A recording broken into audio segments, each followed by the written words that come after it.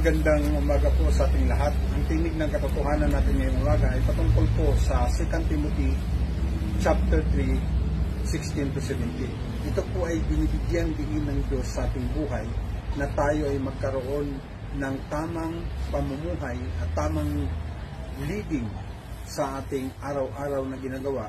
Parang ito'y hindi lang isang gabay, kundi ito'y isang napakamainam na solusyon kung paano tayo kumilos o gumawa at mamuhay at magbahagi ng kanyang salita sa lahat ng taong nakapaligid sa atin.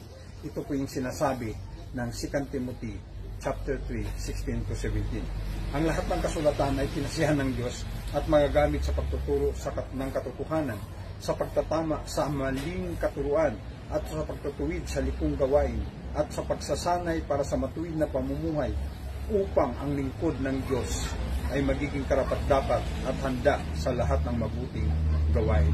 Maraming salamat po at good morning sa ating lahat.